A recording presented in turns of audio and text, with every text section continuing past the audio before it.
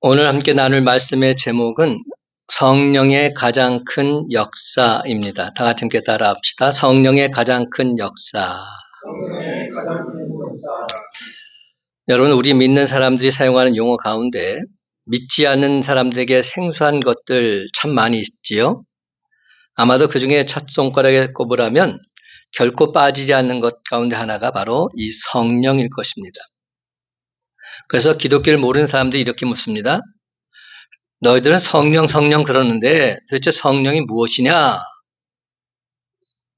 우리 믿는 사람들 가운데 성령의 은혜를 체험해보지 못한 분들은 성령과 관련된 용어들 익숙하지가 않습니다. 들어보기는 많이 했지만 그 말들이 정확하게 무엇을 뜻하는지 알지를 못합니다. 그래서 이렇게 묻습니다. 성령의 역사가 도대체 무엇입니까? 성령의 은사는 도대체 무엇입니까? 그렇습니다. 성령은 물론이고 성령과 관련된 여러 가지 용어들은 직접 체험해본 분들이 아니고서는 그 의미들을 정확하게 알기가 어렵습니다. 말로 설명할 수 있는 것들이 아니기 때문이지요. 다시 말해서 사변적인 용어들이 아니라 체험적인 용어들이기 때문입니다. 체험적인 용어들. 오늘은 특별히 온 교회가 성령 강림 주일로 지키고 있습니다. 유대인의 3대 절기 중에 하나인 오순절이 바로 그 성령 강림 주일입니다. 왜냐하면 예수님께서 부활 승천하신 후에 성령님께서 강림하신 날이 바로 오순절 날이었기 때문입니다. 사랑하는 성도 여러분, 예수님께서 부활하심을 목도했음에도 불구하고 물고기를 잡으러 떠났던 제자들, 한마디로 모양만 제자였던 그들이 진정 예수님의 제자로 거듭난 터닝 포인트가 언제였을까요? 그것은 바로 그들이 성령을 체험하고 나서부터입니다. 예수님이 승천하시기 직전 마지막 주신 말씀을 믿고서 120문도가 다락방에 모여서 오로지 기도에 힘쓸 때 성령이 바람같이 임함으로 비로소 그들은 주의 제자로 거듭나게 된 것입니다. 그런데 여러분, 식물은 바람이 불어야 수분작용이 생겨서 잘 자랍니다. 바람이 불지 않으면 나무도 식물도 다 죽습니다. 사람도 바람을 쐬어야 삽니다. 병자나 연약한 사람들은 산이나 바닷가에 가서 바람을 쐬면 건강을 회복할 수 있습니다. 그렇습니다. 여러분, 바람은 생명과 깊은 관계가 있습니다. 사람들은 집에만 있으면 미칠 지경이다, 답답해서 죽을 지경이다 이렇게 말들 합니다. 이럴 때 뭐라고 말합니까? 야, 우리 바람이나 한번 쐬러 가자 이렇게 말합니다. 바람이나 한번 쐬러 가자. 밖에 나가서 자연을 보고 바람을 쐬면 정신도 맑아지고 육체도 힘을 얻을 수 있기 때문입니다. 그렇습니다. 바람이 없는 곳에 살면 식물도 동물도 사람도 다 죽습니다. 바람을 쐬어야 삽니다. 그러므로 여러분, 교회에도 바람이 불어야 합니다. 교회에 바람이 불지 않으면 성도들이 다 죽을 수밖에 없습니다. 그런데 교회에 불어야 될 바람은 성령의 바람인 줄 믿으시기 바랍니다. 성령의 바람이 불어야 죽은 영혼, 시들어간 영혼 다시금 살아나게 되어 있습니다. 그렇습니다, 여러분. 성령의 바람은 영혼의 생명과 직결이 됩니다. 그래서 저는 요즘 이렇게 하나님께 간절히 기도하고 있습니다. 이 성전에 성령의 바람이 다시금 불게 해 주옵소서. 이 성전에 성령의 기름 부으심이 넘쳐나게 해 주시옵소서. 사랑하는 성도 여러분, 초대교회 오순절 마가다락방에 임했던 성령의 기름 부으심이 성령 강림 주일에 주님께 나와서 하나님 말씀을 듣고 있는 저와 여러분 모두에게 강권적으로 임하게 되시기를 예수님의 이름으로 간절히 축원합니다. 특별히 오늘 시간에는 성령에 대한 구체적인 가르침을 기록한 고린도전서 12장 말씀 가운데서 시작 부분인 1절에서 3절까지 말씀을 통해 성령에 대한 교훈, 그 은혜를 온전히 발견하게 되길 원합니다. 우선 먼저 우리는 성령에 대해서 알아야 됩니다. 성령이 도대체 무엇인가? 1절 말씀 다 같이 한 목소리 읽어봅시다. 1절 형제들아 시작. 형제들아 신령한 것에 대하여 나는 너희가 알지 못하기를 원하지 아니하노니. 여기서 신령한 것은 성령을 말합니다. 조금 더 좁혀 말하자면 성령의 은사라 할 수 있습니다. 그 다음 말 어떤 말이 있죠? 나는 너희가 알지 못하기를 원하지 아니하노니. 베베 꼬았어요, 말을. 알지 못하기를 원하지 않는다. 이게 부정의 부정이 뭐죠? 맞아요. 강한 긍정입니다. 그냥 긍정이 아닙니다. 제가 여러 차례 말했어요. 부정의 부정은 강한 긍정입니다. 사도 바울은 지금 이것만큼은 꼭 알아야 된다. 이것을 강조하기 위해서 이렇게 말하고 있는 겁니다. 성령은 반드시 알아야 된다는 겁니다. 또한 그는 고린도전서 14장 1절에서 사랑을 추구하며 신령한 것들을 사모하되 특별히 예언을 하려고 하라. 이렇게 말합니다. 신령한 것들을 사모하되 이 무슨 말입니까? 성령을 알기 위해서는 간절히 사모하는 마음을 가져야 한다는 겁니다. 사모하는 자에게 성령을 부어주십니다. 그렇습니다. 우리는 성령에 대해서 꼭 알아야 합니다. 우리가 믿는 하나님은 성부, 성자, 성령, 삼위일체의 하나님이십니다. 우리가 성령에 대해서 잘 모른다면 하나님에 대해서 3분의 1만 모르게 되는 것 아닙니다. 하나님 전체를 모르는 것이 됩니다. 성부, 성자, 성령, 삼위는 따로따로 있는 것이 아니라 일체이기 때문에, 하나이기 때문에. 성령을 모른다면 하나님을 모르는 겁니다. 성경에는 삼위일체라는 단어는 나오지 않지만 하나님이 삼위일체 하나님이심을 알려준 말씀들 참 많습니다. 오늘 말씀 뒤에서도 그 말씀이 나와요. 4절에서 6절을 보게 되면 우리는 삼위일체 하나님 발견하게 됩니다. 제가 한번 읽어볼게요. 은사는 여러 가지나 성령은 같고, 성령이 나오죠. 직분은 여러 가지나 주는 같으며, 성자가 나옵니다. 또 사역은 여러 가지나 모든 것을 모든 사람 가운데서 이루시는 하나님은 같으니, 성부 하나님이 나오십니다. 그렇습니다, 여러분. 성령은 지금 우리와 함께 계시는 하나님이십니다. 그 성령에 대해서 잘 알지 못하는 사람은 2000년 전에 계셨던 예수님에 대해서도 잘 알 수가 없습니다. 하늘에 계신 하나님 더더욱 잘 알 수 없습니다. 그러므로 성령에 대해서 잘 알지 못하고 신앙생활을 하는 것은 한마디로 말해서 지도 없이 어디를 가겠다는 것, 요즘 말로 말해서 내비 없이 핸드폰 없이 가겠다는 것과 마찬가지인 것입니다. 그런데 여러분, 우리가 성령에 대해서 자세하게 분명히 알지 못하면 아예 알지 못하는 것보다 못합니다. 어설프게 알면 안 하는 것보다 못하다는 겁니다. 선무당이 사람 잡는다 이런 말 있죠? 그래서 사도 바울은 고린도전서 14장 8절에서 만일 나팔이 분명하지 못한 소리를 내면 누가 전투를 준비하리요? 이렇게 말합니다. 나팔수가 나팔을 불었습니다. 근데 이 나팔이 전투를 준비하는 나팔인지 쉬라는 나팔인지 취침 나팔인지 기상 나팔인지 분명하지 않으면 혼란이 일어나게 되어 있다는 겁니다. 나팔을 불지 않는 것보다 더 못하다는 겁니다. 그렇습니다. 성령에 대해서 분명하게 알지 못하는 것은 분명하지 못한 나팔 소리와 똑같습니다. 성령에 대해서 알라고 하는 것은 아는 데서 그치라는 것이 아닙니다. 알게 된 것을 실천하라는 뜻입니다. 성령을 잘 활용하라는 겁니다.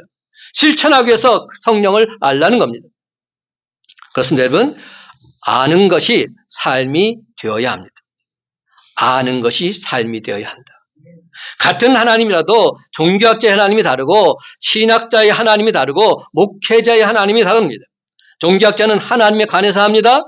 알기만 하고 믿지는 않아도 됩니다. 서울대학교에 종교학과가 있습니다. 저들은 알고자 그 학과를 지망한 겁니다. 근데 신학자는 알기만 하고 믿지 않아서는 아니 됩니다. 알기만 하고 믿지 않는 것을 가르치는 신학자가 만약 있다면 그런 신학자는 교회에 크나큰 해독을 끼치게 되어 있습니다. 잘 알고 잘 믿는 신학자가 훌륭한 신학자인 겁니다. 그러나 신학자의 하나님은 아무래도 책 가운데서 많이 만나는 하나님입니다. 반면에 목회자의 하나님은 목회 현장에서 성도들의 삶 한가운데서 만나는 하나님입니다. 신학자의 하나님보다 체계적이지는 못해도 구체적으로 또 생동감 있게 알게 됩니다. 그러므로 여러분, 성령에 대해서도 삶의 현장에서 구체적으로 또 생동감 있게 성령을 만나게 되길 간절히 소망합니다. 호세아 선지자는 호세아서 6장 3절에서 이렇게 말합니다. 우리가 여호와를 알자, 힘써 여호와를 알자. 그의 나타나심은 새벽빛같이 어김없나니 비와 같이 땅을 적시는 늦은 비와 같이 우리에게 임하시리라. 여러분, 우리는 내일도 새벽이 온다는 것 잘 알고 있습니다. 그러므로 새벽이 온다는 것에 소망을 두고 내일 새벽에는 이런 것을 해야 하겠다 계획을 세워 나가야 합니다. 사랑하는 성도 여러분, 새벽의 1시간은 오후의 서너 시간과 맞먹습니다. 새벽을 잘 활용하는 사람 성공하게 되어 있습니다. 특히 새벽에 기도에 힘쓰는 사람 성공하지 않을 수 없습니다. 왜입니까? 하루를 하나님 말씀을 듣고 기도하면서 시작하기 때문입니다. 성령에 대해서도 마찬가지입니다. 성령이 있다는 것을 아는 데서 그쳐서는 아니 됩니다. 그래서 성령과 함께 이렇게 살아야 되겠다 생각하고 실천해 나가야 합니다. 성령이 어떤 분입니까? 이런 질문을 받았을 때 우리는 글쎄 성령이란 말을 많이 듣긴 했는데 알 것 같기도 한데 막상 말을 하니까 모르겠네? 뭐 이렇게 말씀하지 마시고 분명하게 대답할 수 있어야 됩니다. 그러므로 사랑하는 성도 여러분, 내가 체험한 성령님은 이런 분이십니다. 나는 성령과 함께 이렇게 살고 있습니다. 분명히 대답할 수 있는 저와 여러분이 다 되시기를 예수님의 이름으로 간절히 축원합니다. 두 번째로 우리 모두는 성령을 따라가야 됩니다. 성령을 안다면 성령을 따라가야죠. 2절 말씀 함께 읽어봅시다. 너희도 알거니와 시작. 너희도 알거니와 너희가 이방인으로 있을 때에 말 못하는 우상에게로 끄는 그대로 끌려갔느니라. 아멘. 여러분 고린도 교회의 성도들은 믿지 않을 때에는 우상에게 매어서 우상이 하자는 대로 했습니다. 우리도 믿지 않을 때에는 우상에게로 끌려갔습니다. 우리 민족도 복음이 들어오지 않을 때에는 샤머리집에 끌려다녔습니다. 그렇지만 이제 우리는 예수님을 믿는 사람이 되었습니다.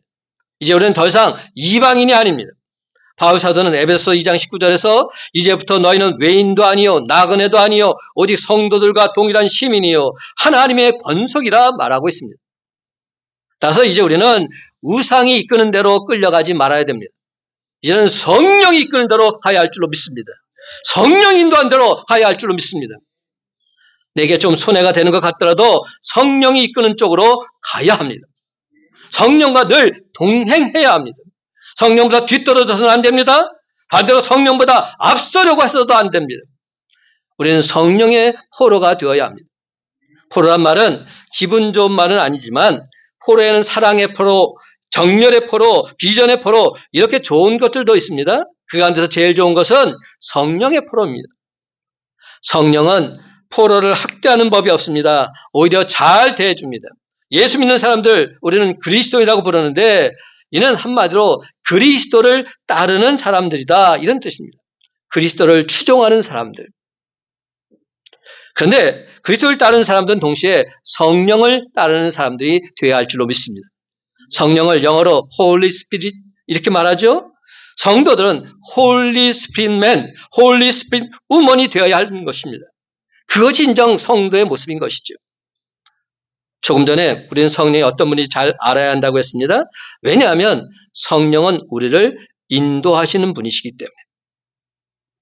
근데 여러분, 자기를 인도하는 분이 어떤 분인지도 모르고 무조건 따라가는 것은 지혜로운 일이 아닙니다. 지혜로운 일이 아닐 뿐더러 매우 위험한 일입니다. 어린아이들이 못 모르고 따라갔다가 유괴당하는 일 많이 있지 않습니까? 신앙생활 하는데도 못 모르고 따라갔다가 더 나쁘게 되는 일 비일비재합니다. 그래서 사도 바울은 좀 더 강한 어조로 고린도 교인들에게 지금 이 말을 하고 있는 것입니다. 왜냐하면 그가 고린도에 간 것은 성령의 인도하심을 따라 간 것이었기 때문에. 그는 고린도에 간 것은 성령의 인도하심이었다 이렇게 말하고 있습니다. 2차 전도여행을 떠났을 때 사도 바울은 어디를 가고자 했죠? 사도 바울이 가서 전도하겠던 곳은 어디였죠? 바로 에베소를 가고자 했습니다. 정말로 에베소를 가서 복음을 전하고자 원했어요. 그곳이 소아시아 쪽이었기 때문에 그쪽을 가고 싶어 했는데 누가 막았습니까? 성경에 보면 성령이 막았다 이렇게 기록되어 있습니다. 성령이 소아시아 쪽으로 가는 것을 허락하지 않고 마게도냐 쪽으로 가게 해서 성령 인도하심 따라 제일 먼저 가게 된 것이 어디입니까? 빌립보라는 곳을 가게 된 것이죠.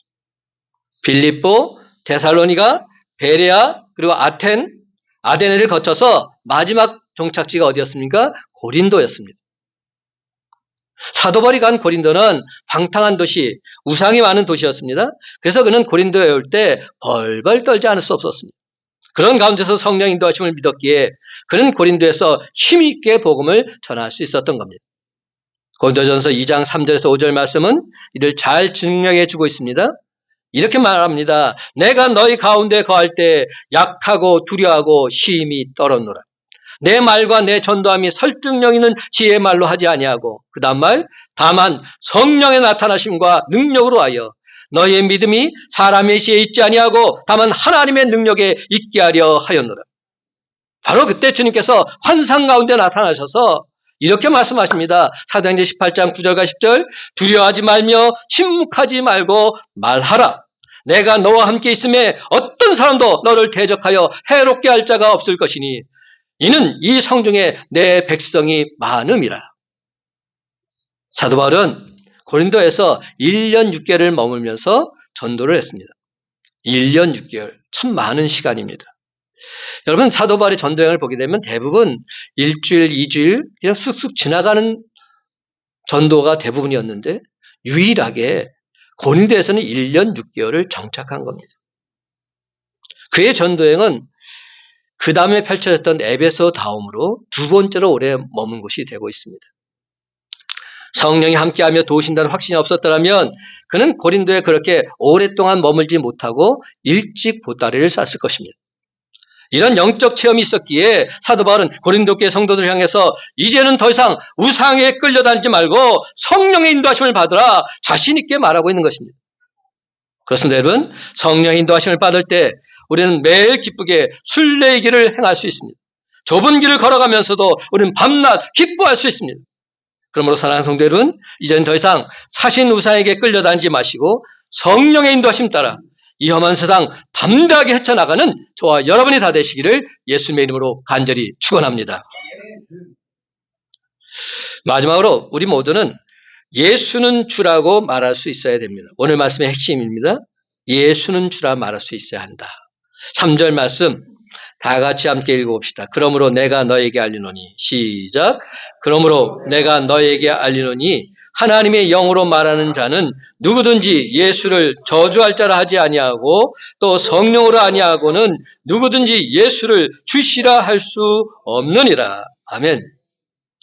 성령께서 하시는 일들 참으로 많이 있습니다. 성령은 우리를 도와주십니다. 성령은 우리를 보호해 주십니다. 성령은 우리의 믿음을 자라게 하십니다.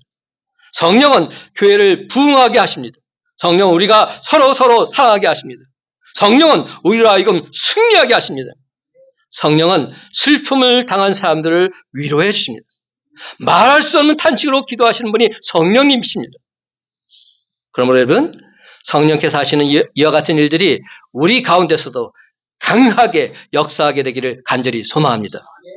그런데 성령께서 하시는 일들 가운데 가장 기본적인 일이요, 가장 큰 역사는 우리가 예수님을 나의 주님이라고 말하게 하는 것입니다. 예수님은 나의 주님이십니다 고백하는 것, 이것이 성령의 가장 큰 역사입니다. 예수님께서 제자들에게 너희는 나를 누구라 하느냐 물으셨을 때 베드로가 뭐라고 고백했습니까? 주는 그리스도시요 살아계신 하나님의 아들이십니다. 이렇게 대답했습니다. 이는 최초의 신앙 고백이자 완전 무결한 신앙 고백입니다. 교회는 많은 신앙 고백을 가지고 있습니다. 신앙 고백을 줄여서 뭐라고 하냐면 신경, 신조 이렇게 말합니다. 우리가 주일마다 나와서 예배 드릴 때 제일 모두에 하는 게 있죠. 사도신경. 사도신경으로 우리의 신앙을 고백하고 있습니다. 대표적인 사도신경이 있고요. 니케아 신경, 콘스탄티노플 신경, 그 밖에 여러 종류의 신앙 고백을 가지고 있습니다.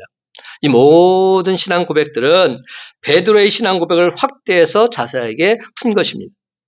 모든 교회는 베드로의 이 신앙 고백을 기초로 해서 세워졌습니다.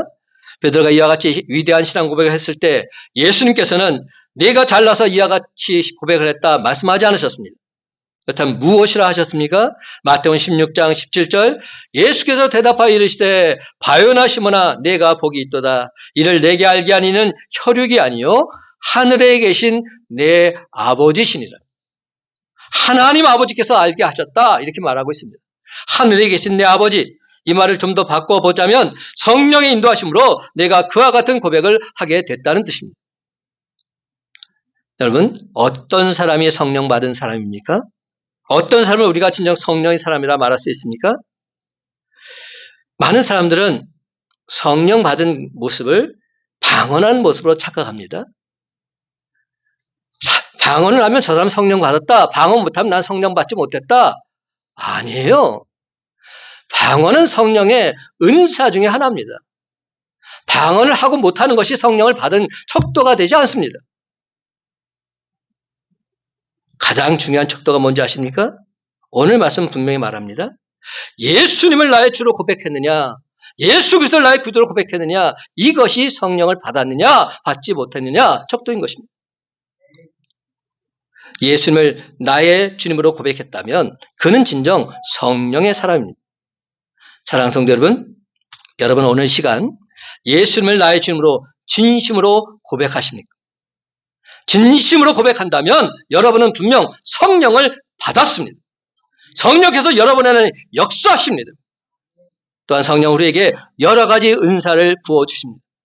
따라서 우리가 성령의 다양한 은사를 소유하고 있는 것도 성령 받은 증거인 것이죠.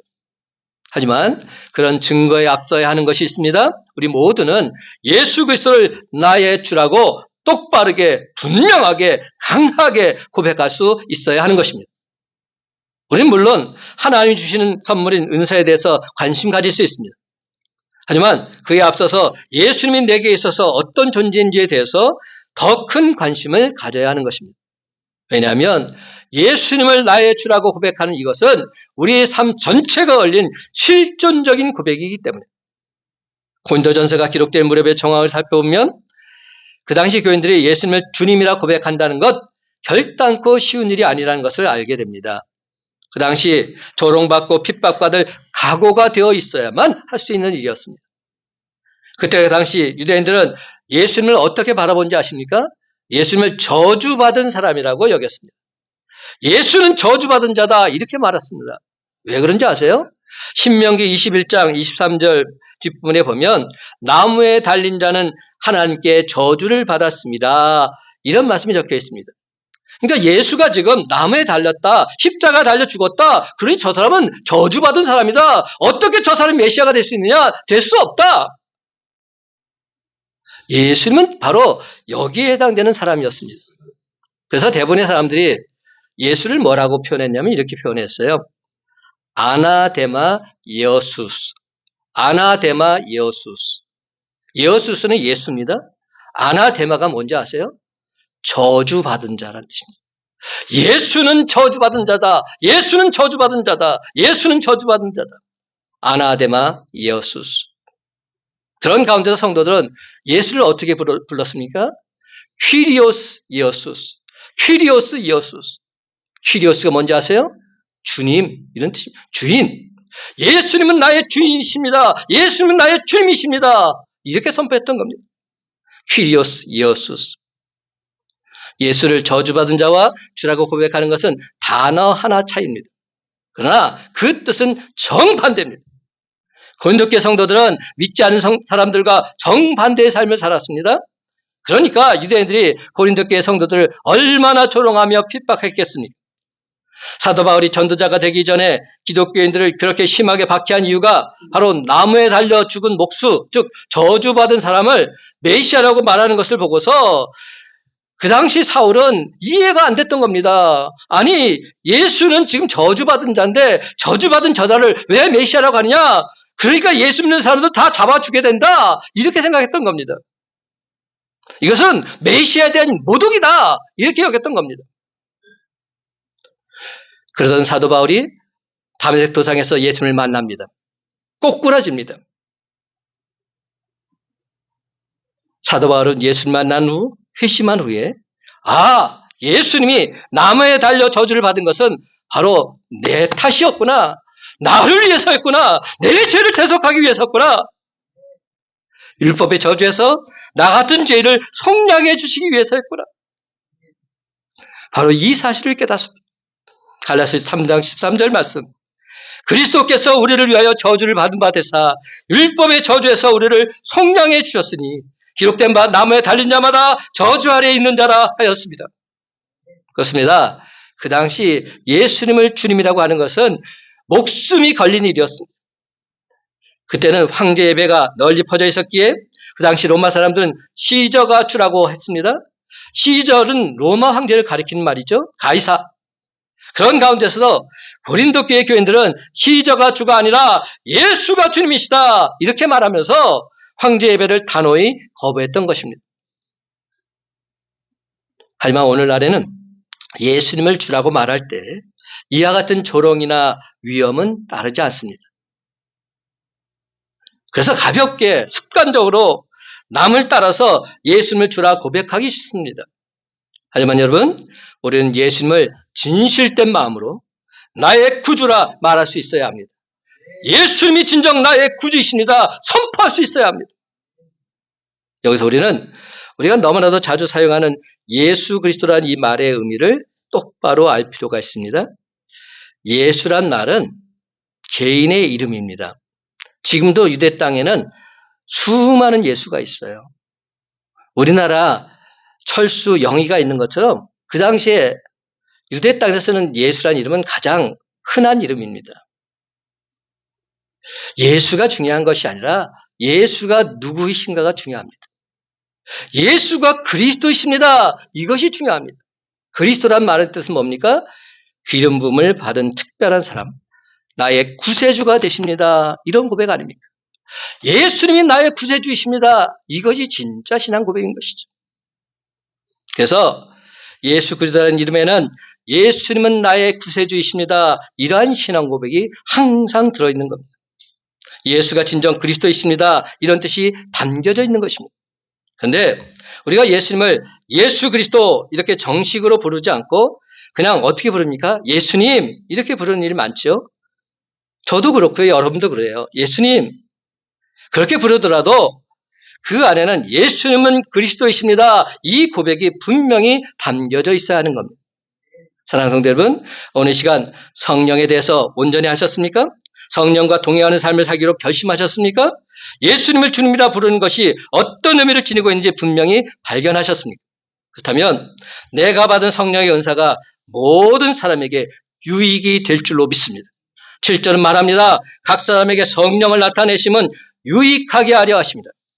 그렇습니다, 여러분. 성령에 대해서 알고 성령과 동행하는 삶을 살기 위해서 힘쓰고 성령 받아서 예수님을 주님이라고 부르는 일의 의미를 분명히 발견했다는 이것은 이제 여러분에게 있어서 신앙이란 나무의 줄기가 더욱 튼튼해졌음을 의미합니다. 그렇게 되면 그 줄기에서 성령의 은사라는 가지들이 쭉쭉 뻗어나서 모든 사람에게 유익을 끼치는 성령 충만한 사람이 될 줄로 믿습니다. 제가 성령 강림주일마다 하는 예화 중에 이런 예화가 있었어요. 나비와 나방의 예화를 든 적이 있었습니다. 나비와 나방을 보면 겉으로 보기에는 흡사 똑같아 보입니다. 별 차이 없어 보이죠? 그러나 나비는 여유가 있는 반면에 나방은 전혀 여유가 없습니다. 나비는 낮에 날아다니지만 나방은 밤에 날아다닙니다. 나는 모습도 나비는 우아하고 아름답지만 나방은 한마디로 천방지축입니다. 왜 그럴까요? 나비는 태양으로부터 힘을 얻어서 날기 때문에 자기 힘이 아니라 태양의 힘으로 날아다닙니다. 반면에 나방은 스스로의 힘으로 퍼덕거리고 날아보지만 별로 힘이 없습니다. 그렇습니다. 태양으로부터 힘을 공급받는 나비는 유연성이 있습니다. 부드러워 보이지만 쉽사리 잡히지 않습니다. 근데 유연성을 상실한 나방은 불을 보고도 퍼덕퍼덕 날아가다가 그만 멈추지 못하고 불 속에 처박히고 마는 것입니다. 사랑하는 성도 여러분, 성령 충만한 사람은 내 힘, 내 능력으로 살아가지 않습니다. 성령의 힘과 성령의 능력으로 살아갑니다.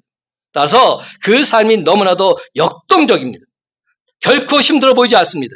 그러나 그러니까 모든 사람에게 선한 영향력을 끼치게 되어 있습니다. 하지만 성령의 힘과 능력을 모르는 사람은 허우적거려 보지만 아무런 영향력도 아무런 힘도 발휘할 수 없습니다. 여러분, 이는 재력의 차이도 권력의 차이도 아닙니다. 지혜의 차이도 윤리의 차이도 아닙니다. 바로 원동력의 차이입니다. 어떤 원동력입니까? 성령이 충만하냐, 성령이 소멸되었느냐, 하나님의 영이 임했느냐, 하나님의 영이 임하지 않았느냐. 성령이 내 안에 거하시느냐, 내 안에 거하지 않느냐.